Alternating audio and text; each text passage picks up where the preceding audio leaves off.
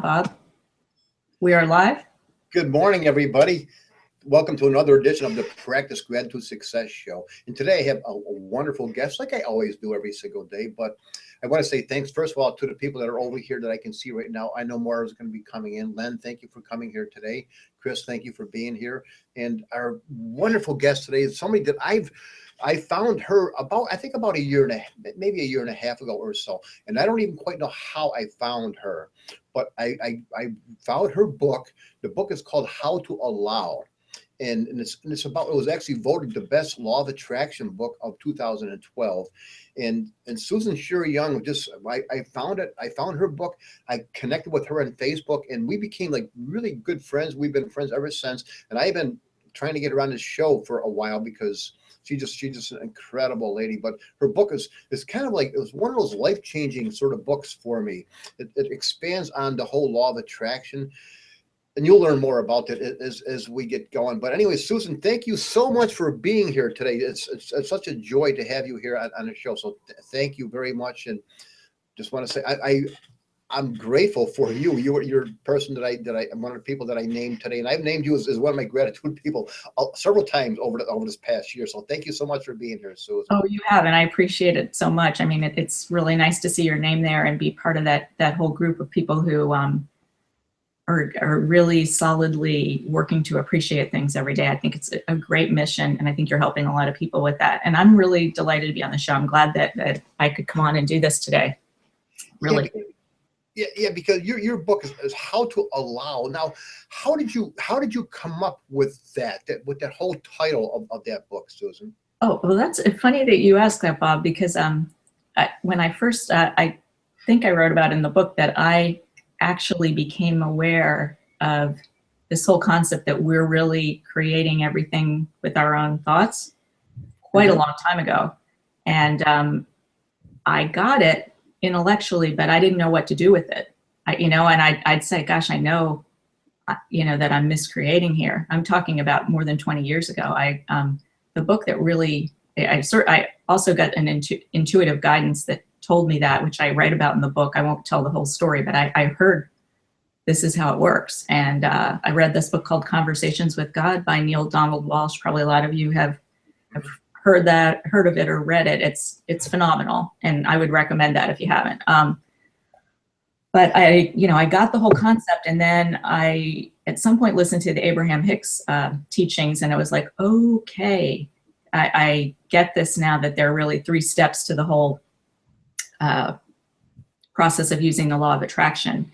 And the more that I learned about it and I started to get a handle on it, I realized it's all about the allowing, because everything else is happening automatically. I mean, the first step of it, where we communicate what we want by using our thoughts and our emotions, it's happening automatically. We don't have to write it down. We don't have to say a prayer. I mean, we can do all those things, but just by thinking, oh gosh, I'd really like for this to be a little bit different, the universe hears it. And then step 2, the universe goes to work to fulfill that desire. Bob, you just froze on the screen. You're back. Okay. Just wanted to make sure we're still there. Anyway, the universe goes to work immediately to fulfill that desire. So far we haven't had to do anything. And then the step 3 part, which is getting your own vibration in alignment with the vibration of your desire, is all of our work. And so I actually was walking down the street one day. It was when I lived in LA before I wrote the book. And the words came into my, I knew I wanted to write a book, and I was thinking about it. And I was casually walking along, and I hear How to Allow. And I went, oh my God, that's so catchy. And it actually explains what's going on here. And so that's how it happened. Interesting. Now, do some people ever say to you, like, this is like a little out there, a little woo-woo sort of a thing? Did you ever get that from anybody? Oh, could I go, hell yeah? Is that okay? I'm not going to go Donald Trump on you and use really bad words. Although we could talk about that. That's pretty funny. Yeah, I mean, because I don't know, Bob, I think I don't know if anybody else who's going to be watching this knows that I was a corporate lawyer before.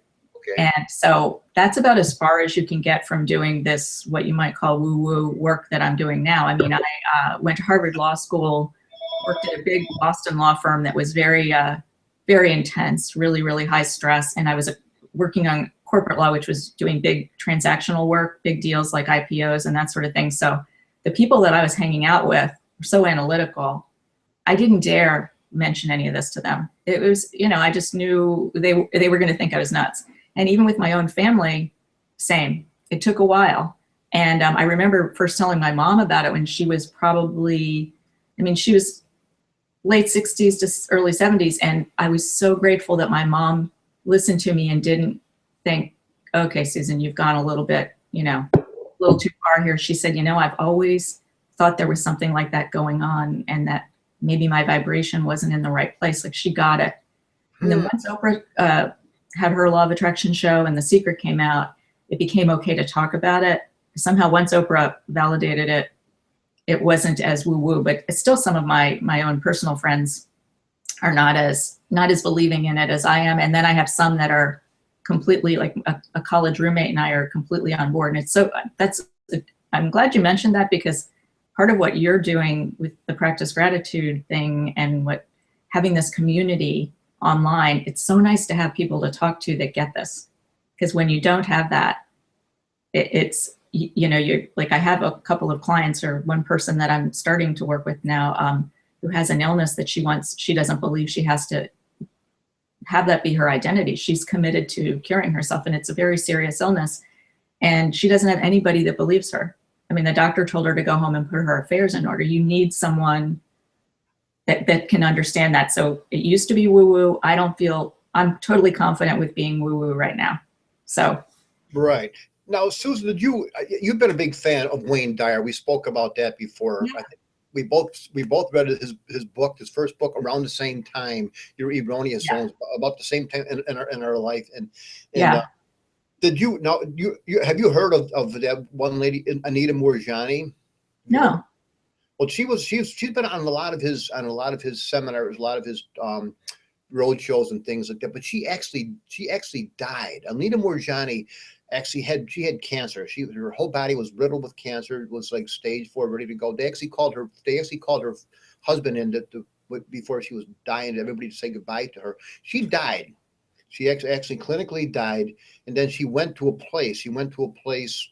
Heaven, whatever, and it was very beautiful. But they also told her when she was there that it wasn't time for her to go, and then Wow. she was there for I don't know how long. But he talks about this a lot. She came back. She came back, and then when he tested her, they did all this testing and things like that. There was no trace at all of any cancer, none.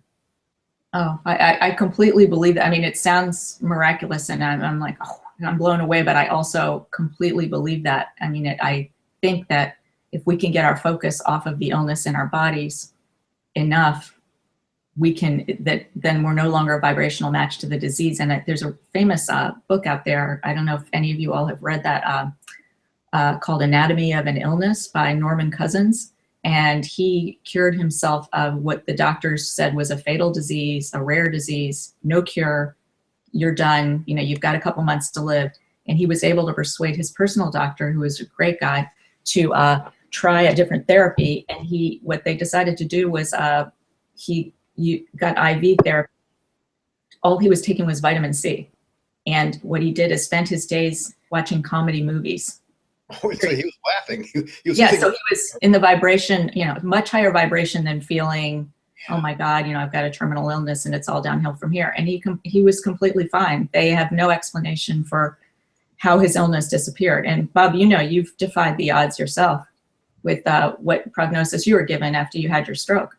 You're doing all the things they said you wouldn't do. So we know that it's possible.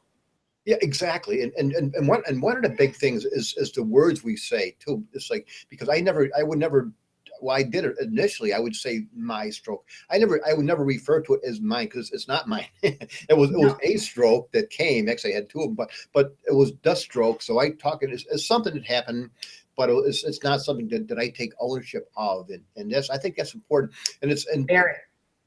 I'm sorry, but go ahead.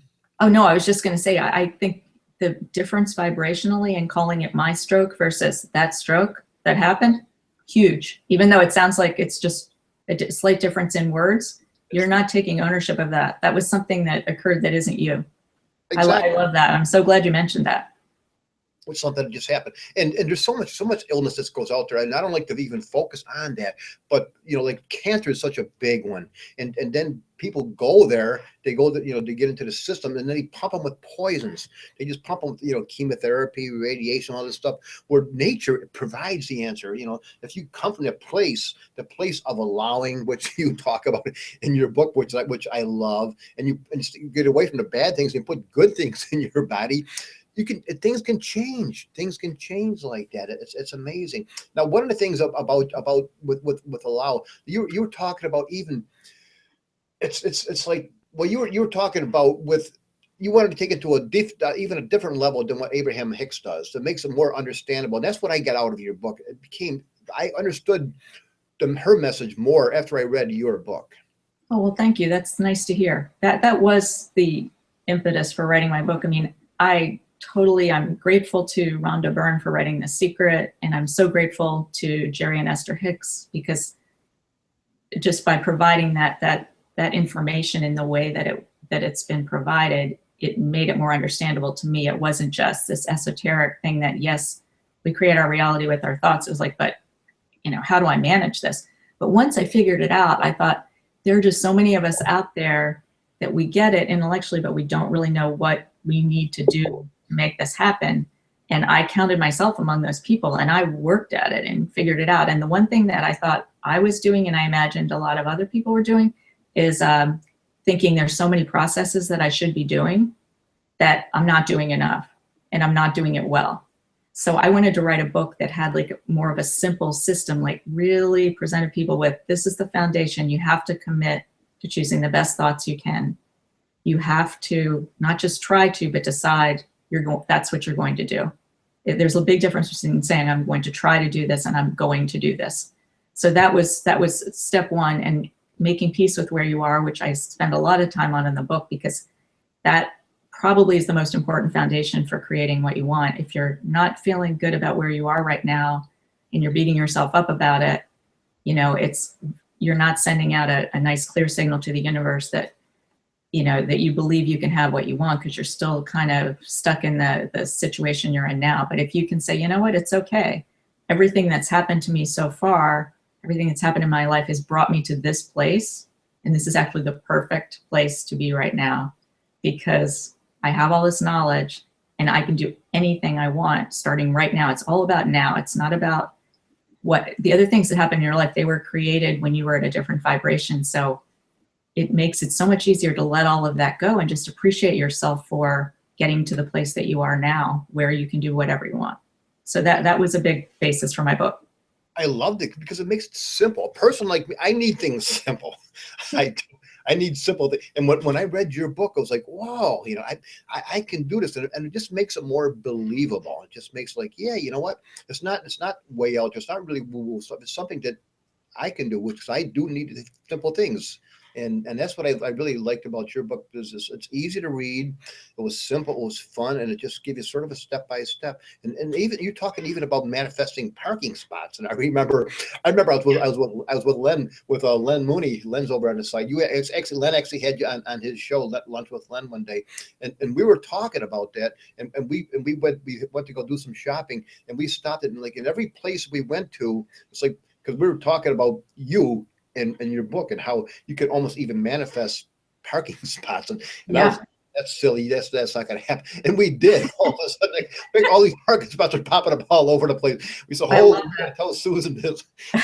I love that the universe decided to show you, yes, you actually can do that. That's really funny, because I've just decided I'm really good at getting parking spaces now, and that's just my thing. And so when I go out, if it's Christmas season, whatever's going on, if things are congested, I'm pretty sure I'm going to get a space close to where I want to be.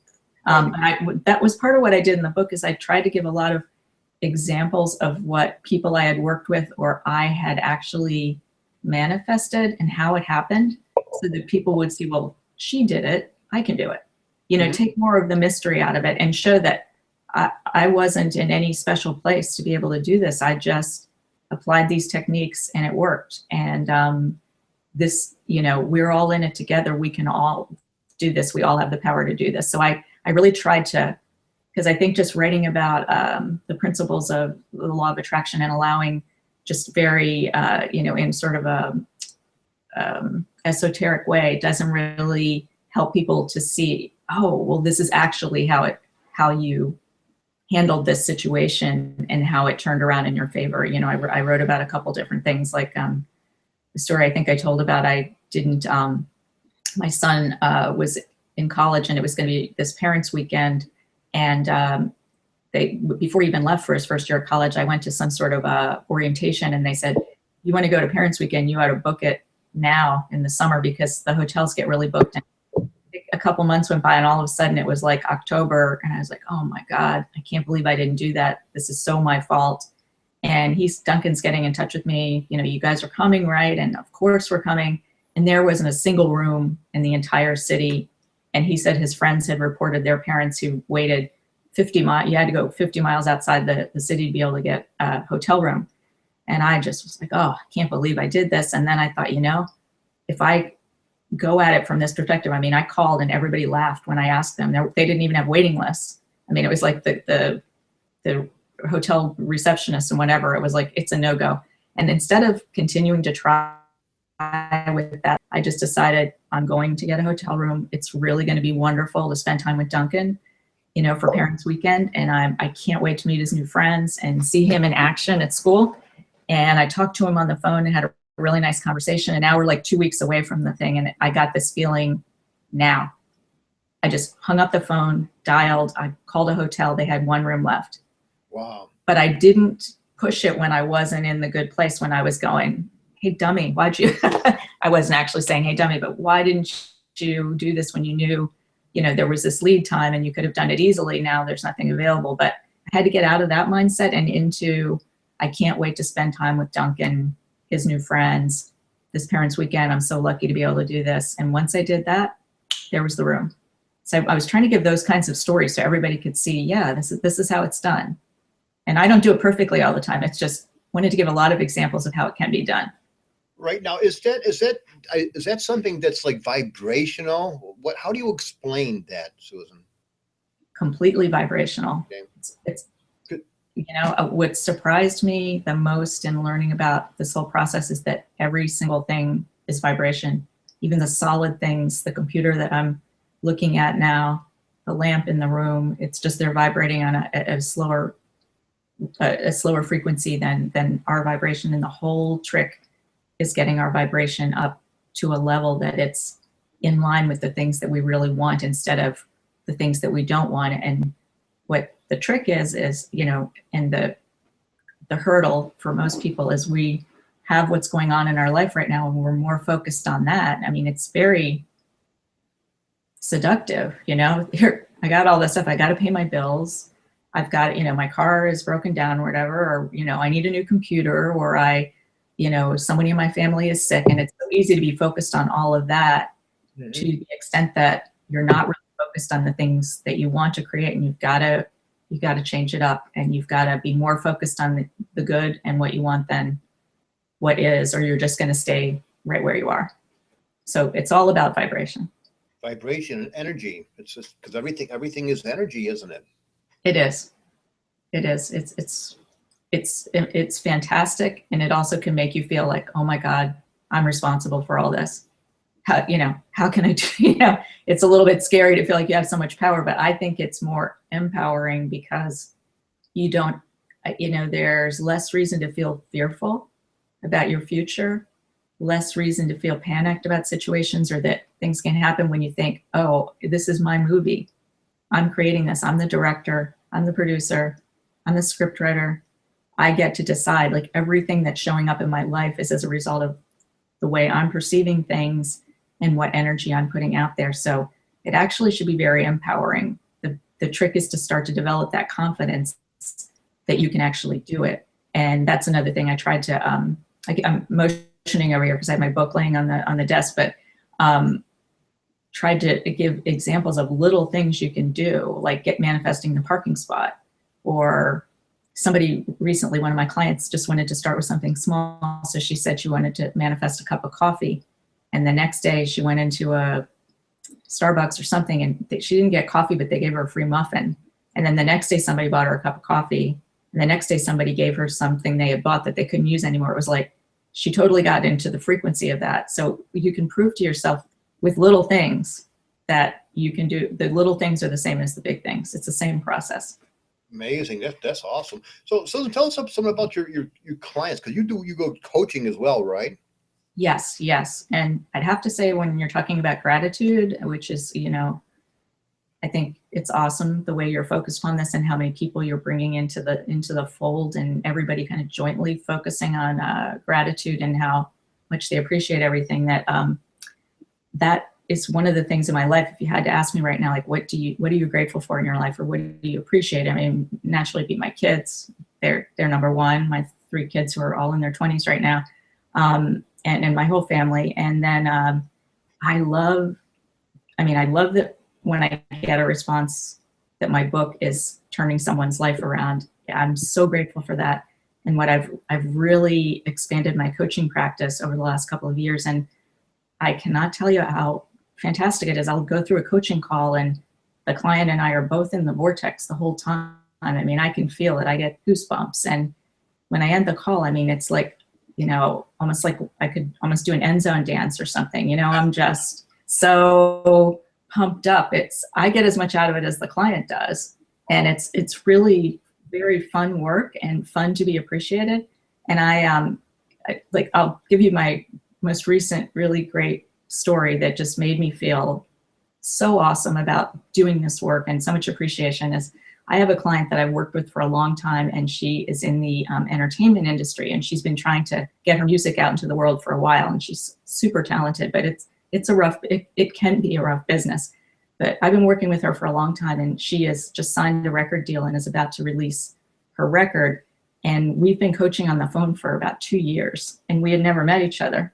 So my kids are all in New York City, and she's in New York City, and I went up there to visit my kids, and we all went out, and she joined us, and her manager joined us, and we're all sitting there, and she's talking about all the things she's doing to get her record recorded. It was pretty cool, because it's not something we're all, you know, experienced in, and I think my kids enjoyed it. I'm probably more starstruck than they are about things like that. They're just kind of like, yeah, but you know, she's their age, so you know. But anyway, she said to them, she was saying she was going to do something to help me record my audio book in a studio, and I was like, oh, that's so sweet of you, so kind. She goes, are you kidding me? Do you know how much I owe you? And she said to my kids, you guys basically have the perfect mom, you realize, and Susan saved my life. Wow. And I just put my head down on the table at that point, because they all know that I start crying, you know, it at the drop of a hat. It doesn't take much, either tears of joy or I just get emotional very easily. But she said, your mom, you know, she said Susan at this point basically saved my life. I mean, things really were not going well for her, and she's at such a great place now. And to me, oh my God, how I feel so lucky. And it was so nice to be able to share that with my kids and let them see what I'm doing. Because I know sometimes they're like, what? You know, what is all this stuff you're doing? So yeah. Good laundry. I'm grateful for that. Oh, that's incredible. That's I mean, what could it be a better feeling than that, really? You know? No. I'm getting goosebumps right now, just still remembering it. It's really nice. Thinking about that. That's just unbelievable. That is so cool. So you offer coaching then. So is it more, so it's a one-on-one, it's not like a group coaching? How do you explain how you do that? How do people? Yeah, I think I'm going to develop a group coaching project of some sort, because someone has asked me to come up with like a curriculum for how to allow that they could use in the Science of Mind church, which is basically all law of attraction based. It's people who understand that we're all creating everything with our energy. So I'm working on that. But in the meantime, and I plan to always continue this because it's so satisfying, is I love working with people one-on-one. And I told you I get the, you know, feel like the fist pumps and all of that at the end of each coaching call. So, and also I love developing that relationship with people, that it's a friendship. It's you know, it's like we're in this together. We are, you know, I'm helping them to get into their vortex. So right now I have all clients that I coach one-on-one, and it's over the phone, and we talk several times a month, but invariably stuff comes up between calls, and there's a lot of communication during the week by emails and texts, and I provide a lot of support if something's going on. In fact, one of my clients just before this started said, oh my God, this thing just happened at work where they want me to respond. And I have no idea. This is typical of what they do in his office. And it's like, can you help me out with this? I mean, there are a lot of things I didn't necessarily anticipate I'd be doing. It's mostly all about mindset and lining up with your vibration. And sometimes that leads to, you know, I've been helping this person with getting a new job, and this is actually part of the manifestation that we've been working on, and that he's got this job interview and he's got all of this going on. So sometimes I help with practical things as well, but I like to think they're coming from a place of inspiration and not just motivation that I have to do this. This is what I have to do to get out of where I am. It's, I want the new job. This is going to be great for me. I'm going to expand. So you know, the work can entail a lot of different things, but I love the one-on-one coaching because it's just so gratifying. It helps me as much as the clients. I'm positive. I appreciate them a lot. Oh, absolutely. When you do something, when you teach something, it becomes you, then you become it. It's just, you know, same thing when it's like, I forget who said that, but I heard it somewhere. It might've been through Doreen Virtue. She quoted somebody. She said, I've never began a project where I've actually been adequately prepared. Learn as you go. Yeah. Or they say, if you're not like a little bit nervous about the next thing you're going to do, then you're not going outside of your comfort zone enough. I've heard that too. So, you know, and I'm mindful of that. It's like, there's the good, slightly good nervousness. And then there's where you're fearful about something. And then you have to say to yourself, wait a minute, the only reason I'm fearful about this is that I'm not agreeing with the way Source is viewing this situation.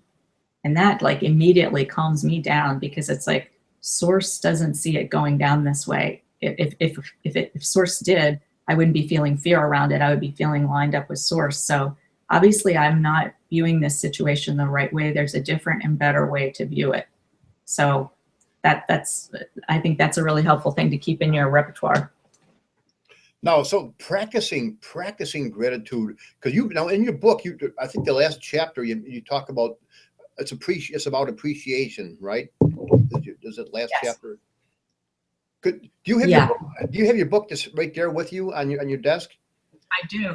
I was just thinking I should review this before we talked, and I didn't get a chance to. Can you see it? I can see it fine. Yeah, because I was going to. Okay. I was looking all over for my copy, and I think I loaned it out to somebody. Okay. Yeah, the last chapter, I definitely felt I was getting intuitive guidance as I was writing this book, and you know, I think I mentioned that before. It wasn't like I was taking dictation at all. It wasn't sort of a channeling situation. It was more just like I had learned all these things. I knew them. I was getting a lot of guidance about how to put it together so that people could really, really get this and follow it. And a bunch of people have told me, even someone who is a Law of Attraction radio host, so she knows a lot about Law of Attraction. They've said, I didn't really get it until I read your book. And thank you. I appreciate that. And a couple of clients have said, you know, yep, same for me. I got it, but when I read your book, I got it. So the intuitive guidance that I got toward the end was I just got this field of appreciation idea that what we are striving for, it doesn't have to be striving, what we are moving toward, hopefully with ease and grace, is being in that state of appreciation, which is pretty much the highest vibration you can achieve. And it's basically the same as gratitude. I mean, some people quibble over whether it's gratitude or appreciation is a better word to use, but the universe hears your vibration, not the word. So this feeling of appreciation where you're just appreciating what you have, what's around you, the things you've accomplished, where you feel proud of yourself, is where you want to be. And that's where all the miracles are happening. So that is the final chapter of the book, is getting into that. It's like practicing gratitude in advance. Yes. Like, yes. It hasn't happened yet, but I'm grateful for that parking spot, even though it's not here yet. Yeah, I do that too. Speaking of practicing in advance, I just wrote a post that I think it just went out yesterday. I wrote it the day before, probably went out by email yesterday, but I was thinking about how a lot of people, you know, this practicing gratitude in advance is huge. If you know that it's coming, it's awesome and it's going to happen. But sometimes it's really hard when we are where we are and we're thinking, you know, I know how this works. I know I can do this, but you know, I haven't done it so far. There's just this gap that needs to be filled. So I wrote this post where I was suggesting, I thought this was kind of a tricky idea, and some people have responded that they really like the idea, but to think of a goal that you have that you would put up there as one of your bigger goals. And I don't like, I usually say don't call them big ones, because that makes people think, oh gosh, it's more difficult than it needs to be, because it's the same process to create something small as something. Abraham Hicks always says it's as easy to create a castle as a button, and I just go like, yeah, but what about this castle? But in the post, I suggested, what if you could imagine that sometime this spring, so spring runs from about March 21st to June 20th, that this big thing that you really want is going to happen. It's just going to happen. And what if you knew that? How would you feel? Feel pretty good. It was like, so you be there, you become it, you put yourself right. A huge sense of relief, I imagine, at first. And then as I wrote in the post, like, oh my God, you know, I'm not even going to worry about all this other stuff, because the big thing's happening in the spring. And I purposely chose a time that's not too close, that you feel like you're not ready for it, but not too far away that it's, you know, this is just too long, you know, that you can't feel it, you know, the momentum, or feel like it's possible. So just sometime this spring, and then it's like actually possible to imagine, yeah, that could happen this spring. And it gives you some time. And then the idea I wrote about in the post was, okay, it's happening this spring, so what are you going to do to get ready for it? Because you don't have everything lined up in your life for this incredible thing to happen that's going to happen in the spring. And I gave examples like, you know, if you wanted to go on this, you know, overseas trip, well, you should start learning a language, you know, download it on your phone, read the travel books or whatever, or say you want to have a baby and you're not there, start taking the prenatal vitamins. That's for women only. And maybe think about whether you have room in your house for a crib and start working on that. And maybe do some traveling, because you're not going to have a lot of time to travel with the new baby. You know, it's just like examples of, if I'm going to be, you know, ready for this, these are things I have to do. So I also said it's a sneaky way of getting you to do a bunch of things you enjoy, because you're getting ready for the big thing that's going to happen. So you're just doing all that. You're not doing any of this stuff because it's like, oh, I got to do this. It's I'm getting prepared for the big thing that's going to happen. And I gave some, you know, other examples. You know, if, you know, you might be going to be on your book tour and doing your book signing. So maybe you just want to get your taxes done, because you're not going to have time for that stuff. You're going to be really busy. And don't make the taxes like a big deal. I'm only doing these because I got to get ready for my book tour, you know, because that's going to be happening in the spring. Or, you know, somebody messaged me that they're going to manifest a house in the spring. And, you know, I was saying, God, you got so many things to do to get ready for that. You got to get this house, you know, cleaned up and ready for sale. You got to do that, you know. So just thinking of practical things you could do, and it just is creating this whole mindset. Or if you're going to create a new relationship, would you like to get in a little better shape maybe, or buy some new clothes? You know, and I was giving examples. What would you do if you knew this relationship is happening in the spring? You got to be ready. So I kind of like that idea, because it takes a lot of the edge off. And it fills in the gap that you're talking about. It fills in the gap. It's like, okay, now it's possible. I can do this.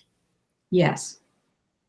And do is a big, it's because there is action required for things. You can't just sit back and say, okay, I'm going to allow the lottery to come in. You have to buy the ticket. Right, exactly. You have to do things. So that's so cool. I appreciate it. Hey, but we're out of time right now, Susan. I told you this was going to go fast. I mean, I told you. You're going to have to come back again, though, real soon. Oh, I would love to. I've really enjoyed this. And, you know, I'm glad that we got to talk. Yeah, because we didn't really. All these things are fun for me to talk. Yeah, we didn't talk too much about your coaching. Maybe you can get a little bit more about that next time you come on. But getting a hold of you, then people will go to howtoallow.net, right? Is that the best way, or is there another way to get that? Yeah, howtoallow.net is the site, and you know, that has links to my blog posts and the book that you can buy on my site, or you can buy it in the form of an ebook, but it also, you can buy it on Amazon and on Amazon Kindle or in paperback. I did get it republished in paperback, and it also talks all about the coaching and what my platform is, like how I approach things. So yes, howtoallow.net, and that would be the best way to get in touch. And if anybody wanted, you know, had a specific question or something, and they just wanted to private message me on Facebook, you know, I'm there under Susan Shearer Young, my Facebook page. And then I have a How to Allow page as well, but feel free to private message me. I am, you know, easy to get in touch with. Awesome. Thank you so much, Susan. I really appreciate it. You know, I value your book. I value your Thank friendship even more so than that. It's you're just an amazing friend of mine. Thank you again so much for being you, for being here, for your book, and for everything that you're doing for the universe. I honor you and thank you so much. Well, thank you, Bob, for having me. It's been a pleasure, and I really appreciate being able to reach out to the group that you have created here, and I'm really happy. Thank you very much. Really appreciate it. Well, thank you, Susan. I'll be talking to you real soon then. Perfect. Okay. All right. Bye-bye. Bye, everybody. Thank you for coming. Bye-bye.